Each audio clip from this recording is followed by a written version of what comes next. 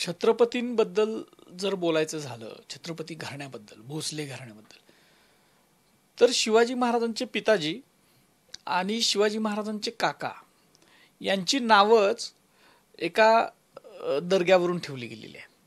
शहा शरीफ नावाचा दर्गा आहे अहमदनगरमध्ये, आणि त्या दर्ग्याला नवस बोलला मालोजीराजेंनी, शहाजी महाराजांच्या पिताजींनी. आणि तो ज्यावेळेला त्यांना चिरंजीव झाले त्यावेळेला त्यांनी एकाचं नाव ठेवलं शहाजी, शहावरून, आणि दुसऱ्याचं नाव ठेवलं शरीफजी. ह्या गोष्टी परमानंदाच्या भारतामध्ये सुद्धा नोंद आहेत, आणि अनेक आहेत, त्यांना पत्रबित्र दिल्ली सुद्धा उपलब्ध आहेत. म्हणजे त्या दर्ग्याला मालोजीराजेंनी, म्हणजे भोसले घराण्याचा उत्कर्ष जो झाला तो सुरुवातच या दर्ग्यांपासून आहे खरी तर.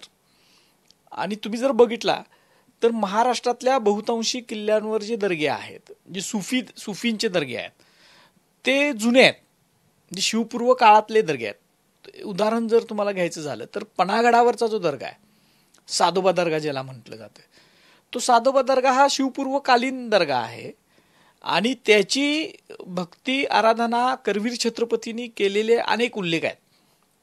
म्हणजे ते शिवाजी महाराजांच्या नातवापासून आहेत. परंपराच अशी आहे की त्याचा त्या दर्ग्याचा ज्या वेळेला तो उरूस असतो किंवा जत्रा असते त्यावेळेला करवीर छत्रपतींच्या मंदिरामधून तो गलेफ जो आहे त्या दर्ग्याला जातो, तो तिथून जातोय. एवढंच काय, तुम्ही जर बघितलं कोल्हापूरचं जर बघितलं तर कोल्हापूरमध्ये बाबू जमाल नावाचा दर्गा आहे. त्या बाबू जमाल दर्ग्याला गलेफ हा जाताना छत्रपतींच्या राजवाड्यामध्ये येतो. शिवाजी महाराजांच्या तख्ताला तिथं धूप दाखवला जातो, आणि तिथं ते फतेहा वगैरे काय तर म्हणतात ते म्हटलं जातं, आणि मग तिथून तो गलेफ बाबूजी मालला जातो. अशा सातारा छत्रपतींच्या सुद्धा अशाच प्रथा आहेत. सातारा छत्रपतींचा सुद्धा स्वतःचा पीर आहे मौला अली नावाचा. आज सुद्धा तो भोसले घराण्याकडनं त्याचं जतन संवर्धन केलं जातं. त्याचे जे काही उत्सव आहेत ते सगळे त्यांच्या भोसले घराण्या छत्रपतींच्याकडनं केले जातात, आणि त्याच्यासाठी एक भोसल्यांचं एक घराणंच तिथं नेमलंय. तुम्ही जाऊन बघू शकता साताऱ्यात अजून सुद्धा ते आहे, मौला अली तो आहे.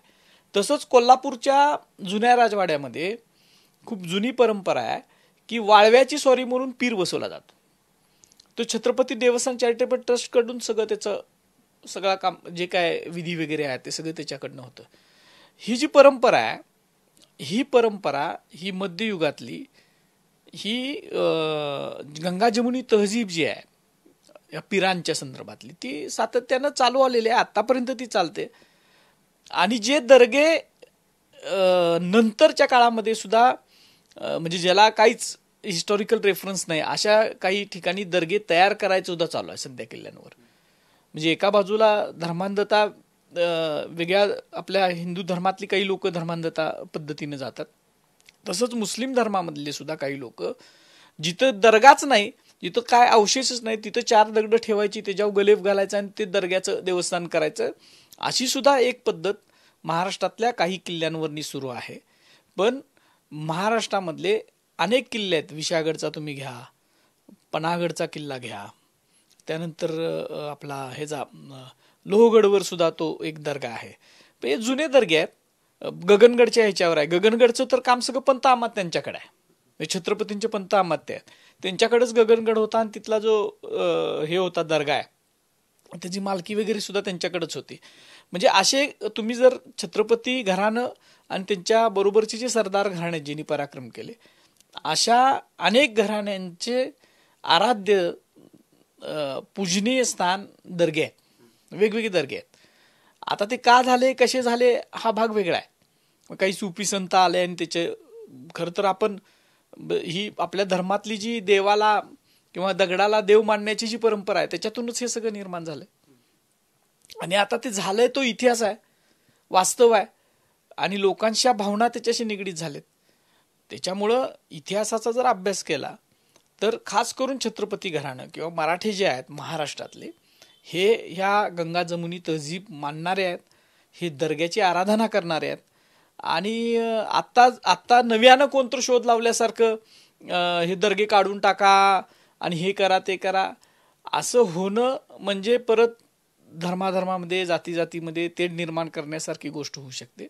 ज्याला इतिहासाचे आधार आहेत, जे परंपरा आहेत, ज्या चांगल्या परंपरा आहेत त्या टिकल्या पाहिजेत.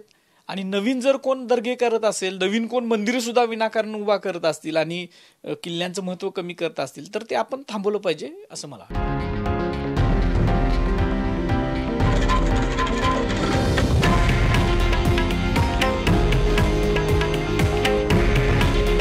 हे आहे देशातील नंबर 1 न्यूज नेटवर्क आणि आपण पाहत आहात TV9 मराठी. काळजी तुमची, हित महाराष्ट्राचं.